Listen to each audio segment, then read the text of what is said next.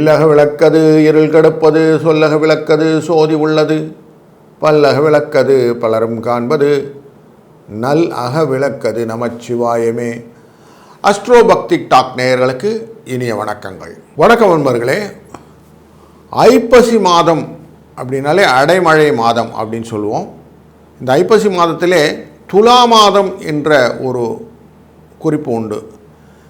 துலா ராசிக்குள்ளர சூரிய பகவான் உள்ள வருவார்.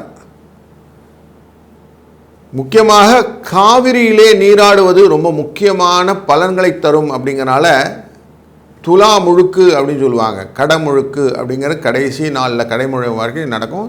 இந்த துலா மாதத்தில் மாயவரம் என்ற தஞ்சாவூர் பக்கத்தில் இருக்கக்கூடிய இந்த இடத்துல காவிரியிலே நீராடுவது நிறைய புண்ணியத்தை தரும் அப்படிங்கிறதும் முக்கியமான விஷயம். மழைக்காலம் அப்படிங்கிறதுனால வருஷ ருதௌ அப்படின்னு சொல்லுவோம். மழைக்காலங்கள் உண்டாகக்கூடிய விஷயங்களில் நமக்கு சூரியன் மறைந்து விடுவார். மறைந்து விடுவார்னா மேக மூட்டங்களினாலே மறைந்து விடுவார். நீச்சம் அப்படிங்கிற இடத்துல போயிடுவார். சூரியனுடைய வெப்பம் தெரியாது. அதனால் குளிர்ச்சி ஜாஸ்தி இருக்கக்கூடிய சூழ்நிலை வர ஆரம்பிக்கும். இப்படிப்பட்ட இந்த துலாம் மாதத்திலே, ஐப்பசி மாதத்திலே பலன்கள் அப்படின்னு எங்கே பார்த்தோம்னா, இப்போ தான் ரியல் எஸ்டேட் அப்படிங்கிற விஷயங்கள்லாம் கடகடன் ஏற ஆரம்பிக்கும். ரியல் எஸ்டேட் துறையில் ஒரு நல்ல மாற்றங்களை கொடுக்கக்கூடிய மாற்றமாக இருக்கும். சமீப காலமாக நம்ம பார்த்துட்ருக்கிறதுல தங்கம் வெள்ளி என்ற ஆபரணங்கள்லாம் விலை உயர்ந்து கொண்டு போகிறது இல்லையா? இது இந்த ஐப்பசி மாதத்திலும் விலை உயரும், மிடில் வரைக்கும். அதுக்கப்புறமா இறங்க ஆரம்பிக்கும். காய்கறி விலையெல்லாம் கொஞ்சம் குறையும். சார் மழை நேரத்தில் எப்படி சார் காய்கறி விலையெல்லாம் குறையும்னா, அபிவிருத்தமான விளைச்சல் வந்துடுதுன்ற ஒரு காரணத்தினால விளைச்சலை எடுத்து கொஞ்சம் குறையும். மாத கடைசியில் கொஞ்சம் விலையாக ஏற்ற இறக்கங்கள் மாற்றம் உண்டு. தங்கத்தின் விலை கொஞ்சம் குறைவதற்கான வாய்ப்புகளும் உண்டு அப்படிங்கிறது தெரிகிறது.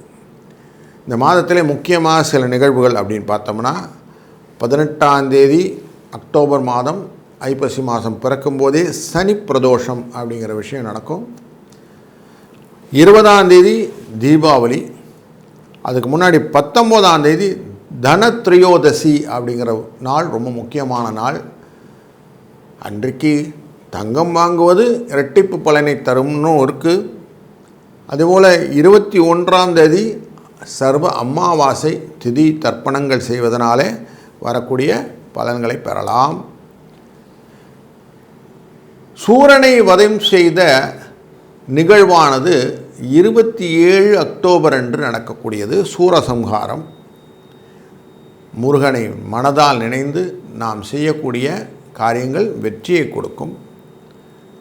தென்காசியில் இருக்கக்கூடிய ஆயக்குடி அப்படிங்கிற ஊரில் பார்த்தீங்கன்னா வெற்றினக்கொடிக்கால்காரர்கள் அப்படின்னு சொல்லுவாங்க. அவர்கள் வெற்று இலையே வேல் மாதிரி இருக்குவதனாலே அவர்கள் எல்லாரும் முருகனையே தான் முழுவதாக நம்பியிருப்பார்கள். இந்த சூரசம்ஹாரத்திலே அவர்கள் செய்யக்கூடிய எடுக்கக்கூடிய சப்பரங்களும் அந்த தேரோ கண்கொள்ளா காட்சியாக அமையும். 4ஆம் தேதி நவம்பர் அன்று பௌர்ணமி. அன்றைக்கு பௌம அஸ்வினி அப்படிங்கிற விஷயம் வரும். சந்திரனின் ஜெயந்தி அப்படிங்கிறது சந்திரனுடைய பிறந்த நாள். இந்த பௌம அஸ்வினி அப்படிங்கிறதுனால கடனை அடைக்கலாம். கடனெல்லாம் தீர்ந்து போயிடும். மலை போல் இருக்கக்கூடிய கடன் அடைவதற்கு ஒரு நல்ல உபாயமான நாள் அது. 5ஆம் தேதி பௌர்ணமியோட கண்டினியூஷன் இருக்கும். அன்றைக்கு அன்னாபிஷேகம்னு சொல்லி நம்ம படைக்கக்கூடிய இறைவனுக்கு சாதத்தினாலே காய்கறியினாலே அலங்காரங்கள் செய்து அழகு பார்ப்போம் அப்படிங்கிறதும். 12ஆம் தேதி நவம்பர் அன்றைக்கு கால பைரவ அஷ்டமி என்கிற ஒரு நல்ல நாளும் உண்டு. 16ஆம் தேதி நவம்பர் அன்று கடைமுகம் என்கிற கடைசி துலாஸ்தானத்தை பண்ணுறவங்க மறுநாள் முடன் முழுக்குன்னு இருக்கும். அப்படிப்பட்ட ஒரு நல்ல நாளில் இந்த ஐப்பசி மாதம் தொடக்கம் முதல் இறுதி வரை நிறைய நல்ல நல்ல விஷயங்களும். அதில் தீபாவளி பண்டிகை 20ஆம் தேதி இருக்குது. சந்தோஷமான தீபாவளி நல்வாழ்த்துக்களுடன் உங்களை ஒரு ராசிக்கும் எப்படி பலன் இருக்கிறது என்று காண அழைக்கிறேன். வாருங்கள். வணக்கம் துலாம் ராசி அன்பர்களே. உங்கள் ராசிக்குள்ளர சூரிய பகவான் உள்ளவரார். உங்கள் ராசியை தொடர்ந்து பார்த்து கொண்டிருந்த குரு பகவான் அதிசாரமாக கடகராசிக்குள்ளே வந்து உங்கள் ராசிக்கு 2ஆம் இடமான விருச்சிக ராசியை பார்க்க போகிறார். அப்படிங்கிறது இந்த மாதத்தில் சிறப்பு. 2ஆம் இடத்தையும் பார்ப்பார், 4ஆம் இடமான மகர ராசியை பார்ப்பார், 6ஆம் இடமான மீன ராசியை பார்ப்பார். இந்த 2, 4, 6 அப்படிங்கிறதெல்லாம் பணபரம், பணத்தை வரக்கூடிய விஷயங்கள் எல்லாம் கொடுப்பார். அதனால் பணம் வருவதற்கான வாய்ப்புகள் பெருகுவதற்கு இந்த குருவின் ஒரு பார்வை போதும். அப்போ சூரியன் உள்ளே வந்துட்டாருங்களே அப்படின்னா மனதிலே தேவையில்லாத தெளிவற்ற சிந்தனைகள் கொடுப்பார். எதையும் முதன்மைப்படுத்தி கொள்ள வேண்டும் என்ற எண்ணத்தை நிறைய அதிகரிப்பார். அதனால் என்னாகும், தெளிவில்லாத சிந்தனைகளால் பாதைகள் கொஞ்சம் குழப்பங்களும் மாற்றங்களும் ஏற்படுத்த செஞ்ச தொழிலை திருப்பி செய்கிற மாதிரி இருக்கும். என்னடா இது இப்படி செய்கிறோமே, என்னடா இது இப்படி செய்கிறோமேன்னு ஒரு எண்ணங்கள் திருப்பி திருப்பி வந்து போகும். இப்படி ஒரு சூழ்நிலையை இந்த சூரியனின் நீச்சகதி கொடுக்கும். அப்போ உங்களை நிறுத்தி கொள்வதற்கு கொஞ்சம் தலைவில் எக்ஸ்ட்ராவாக ப்ரெஷர் கொடுக்கறதுனால என்ன ஆகும், உங்களுக்கு ப்ரெஷரோட மைண்டில் ஓட்டணும் அப்படின்னு எண்ணம் இருக்கும். குரு உட்கார்றது தொழில் ஸ்தானத்தில் இருக்கார். அதனால் இடப்பெயர்ச்சிகள் வருவதற்கு வாய்ப்புகள், பிரயாணங்கள் நிறைய இருக்கும். பயணங்கள்னால் வரக்கூடிய லாபங்கள், அதில் வரக்கூடிய கம்யூனிகேஷன் ஸ்கில்ஸ், முக்கியமாக மெடிக்கல் ரெப்ரசன்டேட்டிவ் அவங்க வேலைகளெல்லாம் தொழில் சார்ந்து பேசுவது, மருத்துவ தொடர்பான விஷயங்களை தெளிவுபடுத்துவது, இந்த விஷயங்கள் எல்லாம் இவங்களுக்கு ஒரு நல்ல ஒரு மூமெண்ட்டை கொடுக்கும். தொழிலில் உணவு தொழில் செய்யக்கூடிய அன்பர்களுக்கு லாபங்கள் உண்டாகும். துணி வர்த்தகம் பண்ணக்கூடிய ஆசாமிகளுக்கு ஒரு நல்ல ஒரு வியாபார யுக்திகள் வரக்கூடிய சூழ்நிலை உண்டாகும். அடுத்த காம்படிஷனை எப்படி பிரேக் அவுட் பண்ணி வரலாம் அப்படிங்கிற ஸ்கில் டெவலப்மெண்ட் நல்லா ஜெனரேட் ஆகும். சனி பகவான் வக்கரத்தில் இருக்கக்கூடிய சூழ்நிலை உங்கள் யோகக்காரகனாக இருக்கும்போது உங்களுக்கு லாபத்தை பெற்று தருவதாகவும் லக்ஷ்மிகரார்த்தத்தை தருவதாகவும் இருப்பதனாலும் இந்த லாபத்திலே அமர்ந்து இருக்கக்கூடிய அந்த சூழ்நிலையையே 10ஆம் இடமான தொழில் ஸ்தானத்திலிருந்து பார்க்கக்கூடிய இந்த குரு கொடுத்து விடுவார். அதனால் உங்களுக்கு நல்லதொரு வளர்ச்சியும் எழுச்சியும் கிடைக்கக்கூடிய மாதமாக இந்த ஐப்பசி மாதம் அமைந்துவிடும். இந்த ஐப்பசி மாதத்தில் உங்களுடைய பயணங்கள் உங்களுக்கு வெற்றியை தரும். முக்கியமாக வெளியூர் பயணங்கள் உங்களுக்கு வெற்றியை தரும். சுக்கிரன் அமரக்கூடியதானது கன்னிராசியில் வந்து உட்காருவார். உங்கள் ராசியின் 12ஆம் இடம் உங்கள் ராசிநாதன் அமர்வது. அப்படி அவர் அமர்வதனாலே உங்களுடைய யோகக்காரகனான சனி நேரடி பார்வையை பார்ப்பார். இப்படி அவர் பார்ப்பதனாலே வாழ்க்கையில் எதான செய்யணும், மனசுக்கு சந்தோஷமாக செய்யணும், பிடிச்ச மாதிரி செய்யணும் அப்படிங்கிற எண்ணங்கள்லாம் நிறைய வரும். என் வாழ்க்கை என் கையில் அப்படிங்கிற மாதிரி ஒரு எண்ண ஓட்டங்கள் உங்களுக்கு வந்து சேரும். எனக்கு தெளிவாக எதுவுமே புரியலைங்க, ஏதோ வாழ்கிறேன், ஆனால் பாருங்கள் என் ஃப்ரெண்ட்ஸ் எல்லாம் சொல்கிறாங்க நீ கரெக்டாக தான் போயிட்டுருக்கிறேன்ட்டு அப்படின்னு ஒரு சின்ன ஒரு இன்ட்ரோ கொடுப்பாங்க. அப்போ நண்பர்கள் வழியிலே மகிழ்ச்சி வருவதற்கான வாய்ப்புகள் உண்டாகக்கூடிய மாதம்.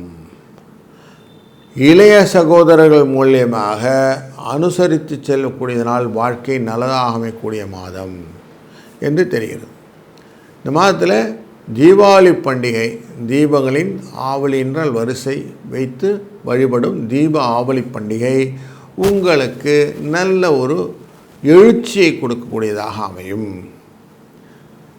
பௌம அஸ்வினின்னு 4 நவம்பர் அன்னைக்கு வரக்கூடிய அஸ்வினியுடன் சேர்ந்த செவ்வாய்க்கிழமை கடனை அடைப்பதற்கான நல்ல நாளாய் அமைவதனால் கடன் என்ற தொகையிலே ஒரு பங்காவது அன்று குடைத்தீர்களானால் கடன் அடைந்துவிடும் அப்படிங்கிறது மனசில் கொள்ளணும்.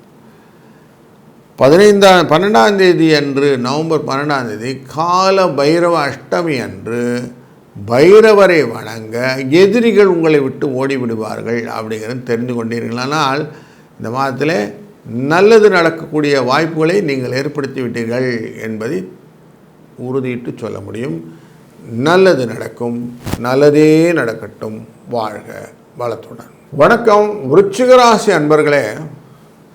காலபுருஷனின் 8ஆம் இடத்தில் இருக்கக்கூடிய உங்களுக்கு இந்த துலா மாதமானது சூரியனை 12ஆம் இடத்துக்கு வரவேற்கும். சூரியன் என்பது முதன்மைத்தன்மை வாய்ந்தவர், தலைமை பொறுப்பாளர், தந்தை. இவர் 12ஆம் இடத்தில் வருவதனாலே உங்களுடைய பண விரயம் அப்படிங்கிறது கொஞ்சம் ஜாஸ்தி ஆகக்கூடிய சூழ்நிலை உண்டாகக்கூடிய மாதம் இது. லாபத்திலிருந்து மூவாரார், அதனால் கொஞ்சம் சந்தோஷம் குறைவதற்கும் வாய்ப்புகள் உண்டு. குடும்பத்திலே பொறுப்புகள் அப்படிங்கிற விஷயங்கள் ஜாஸ்தி ஆகும். தெளிவான செலவுகள், தெளிவற்ற செலவுகள் என்று இரண்டாக பிரித்து எது வேணும், எது வேணாம், எது விரயம், எது விரயம் இல்லை, எது தனம், எது இன்வெஸ்ட்மெண்ட் அப்படிங்கிறத பிரித்து அதுக்கப்புறமா நீங்கள் ப்ரொசீட் பண்ணிங்கன்னா லாபம் உங்கள்கிட்ட இருக்கும். இல்லைன்னா ஏன் செஞ்சோன்னு தெரியலிங்களே அப்படிங்கிற எண்ணத்தோடு ப்ரெஷராக இருக்கக்கூடிய மனநிலையாக இருக்கும். இந்த மாதத்திலே குரு கடகராசிக்குள்ளர பெயர்கிறார். காலச்சக்கர புருஷனின் 4ஆம் இடமான சுகஸ்தானத்துக்குள்ளே வந்து உங்களுடைய ராசியிலிருந்து பார்க்கும்போது 9ஆம் இடத்தில் உட்கார.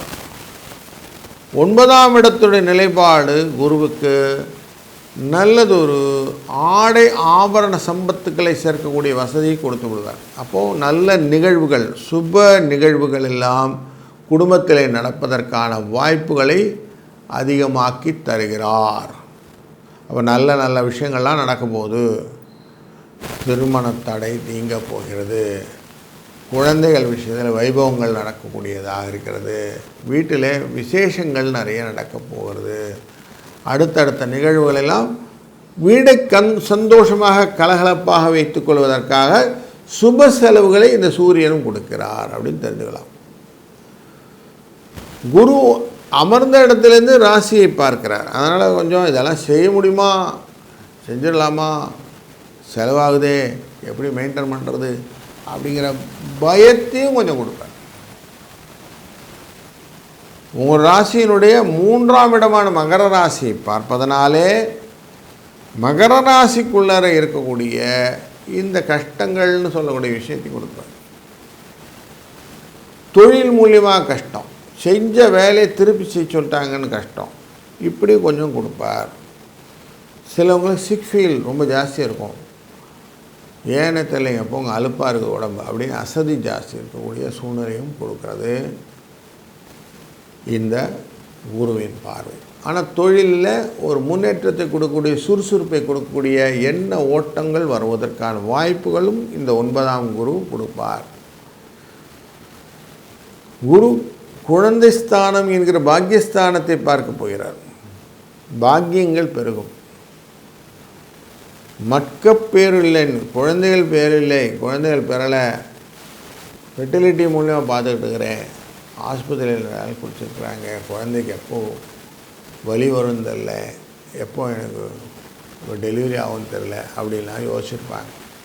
அப்படிப்பட்டவங்களுக்கும் இந்த குரு ஒரு நல்ல ஒரு செய்தி கொடுக்க போகிறார். நல்லது நடக்கப் போகிறது. திருமணத் தடைகள் இருந்தது, இப்போது திருமணத் தடைகள் எல்லாம் நீங்கிவிடும். திருமணத்துக்கான வாய்ப்புகளையும் இந்த மாதம் ஏற்படுத்தி கொள்ள முடியும். சுக்கிரன் 11ஆவது இடமான லாபஸ்தானத்தில் உட்கார்வதனாலையும் செவ்வாயும் புதனும் 12ஆம் இடத்திலே அமர்ந்திருப்பதனாலும் உங்களுக்கு தொடர் செலவுகளும் உண்டு, லாபங்களும் உண்டு. நிறைய இன்ட்ராக்டிவ் பெனிஃபிட்ஸ் அப்படின்னு சொல்லக்கூடியது, ஒருத்தருக்கு ஒருத்தர் பரிமாற்றிக்கொள்ளக்கூடிய சாப்பாடு,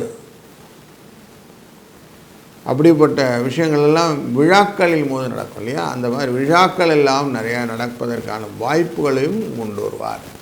தான தர்மங்கள் செய்யக்கூடிய மாதமாக இந்த மாதம் உங்களுக்கு அமைத்து கொடுத்துடும். அதனால் கொஞ்சம் செலவும் இந்த தான வழியிலும் இருக்கும். பரிகாரங்கள், தானங்கள் இதெல்லாம் செய்வீங்க. பொருள் செலவு இருந்தாலும் உங்களுக்கு ரிட்டர்ன் பெனிஃபிட்டாக வரக்கூடிய பெனிஃபிட்ஸ் இருக்குது அப்படிங்கிறது மனதில் ஓடிட்டே இருக்கும். வேலையில் கொஞ்சம் முன்னேற்றம் கிடைக்கும். புதிய வேலை வாய்ப்புகளும் உண்டாகக்கூடிய சூழ்நிலையும் இந்த மாதத்திலே நீங்கள் எதிர்நோக்கலாம். இந்த மாதத்தில் முதலீடுகள் லாபத்தை கொடுப்பதாக இருக்குது. அதனால் நீங்கள் கொஞ்சம் இன்வெஸ்ட்மெண்ட் பண்ணி வச்சு அதனுடைய பெனிஃபிட்டை நீங்கள் ரீப்போர்ட் பண்ண முடியும். அப்படிங்கிறதும் கவலை, சண்டை, சச்சரவு போன்றவை குறையும். அப்படிங்கிறதாலும் கொஞ்சம் நிம்மதியாக இருக்கக்கூடிய மாதமாக இந்த மாதத்தை அமைத்து கொள்ள முடியும். இதுவே நல்லதாக இருப்பதனாலே நல்லது நடக்கும். நல்லதே நடக்கட்டும். வாழ்க வளத்துடன்.